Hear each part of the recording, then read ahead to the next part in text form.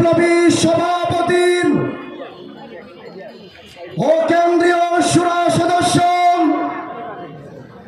জননেতা মাওলানা মাহফুজুর রহমান এ পর্যায়ে সভাপতির মূল্যবান ভাষণ প্রদান করবেন জননেতা মাওলানা মাহফুজুর রহমান।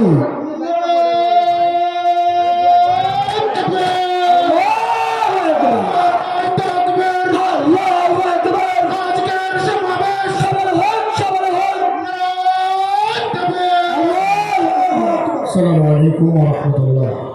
প্রিয় বাগেরহাটবাসী, ইসলামী আন্দোলন বাংলাদেশ বাগেরহাট জেলা শাখার উদ্যোগে আয়োজিত আজকের এই গণমানুষের গণসমাবেশ জনসমুদ্রে পরিণত হয়েছে, কথা ঠিক কিনা?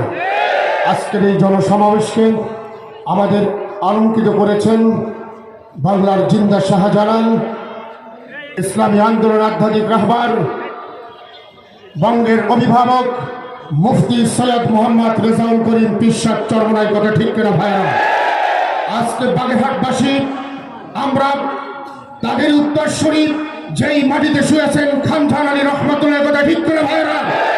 বাংলার জমিনে ইসলামী হুকুমতের পদযাত্রা বাগেরহাট থেকে শুরু হবে, কথা ঠিক কিনা ভাইয়েরা? আমরা সবাই এক।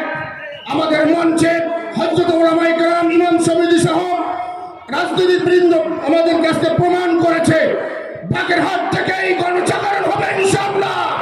বাতিলদেরকে বলতে চাই, তোমাদের কোন পরিকল্পনা বাংলার মাটিতে করতে দেওয়া হবে না।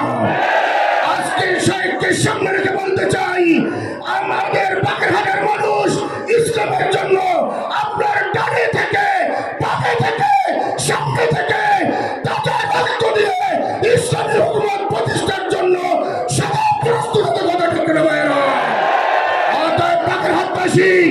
আমরা বলতে চাই যে স্বাধীনতা আমরা পেয়েছি, সেই স্বাধীনতা রক্ষা করতে হবে। ফ্যাসিবাদকে আমরা হটিয়েছি, কিন্তু মাদক চোরা কারবার আমাদের লুটতারাজদেরকে আমরা এখনো সরাতে পারিনি। অতএব বাগেরহাটবাসী ঐক্যবদ্ধ হয়েছে। এই বাংলার জমিনে ফজলুল করিম শুয়ে আছেন, শাহজালাল রহমতুল্লাহ শুয়ে আছেন, নেসারউদ্দিন রহমতুল্লাহ শুয়ে আছেন। এই জমিনে কোন প্রকার নস্যাৎ সহ্য করা হবে না। অতএব আজকের এই প্রোগ্রামে যে সকল রাজনীতিবিদ এসেছেন, ওলামায়ে কেরাম এসেছেন, বৈষম্য বিরোধী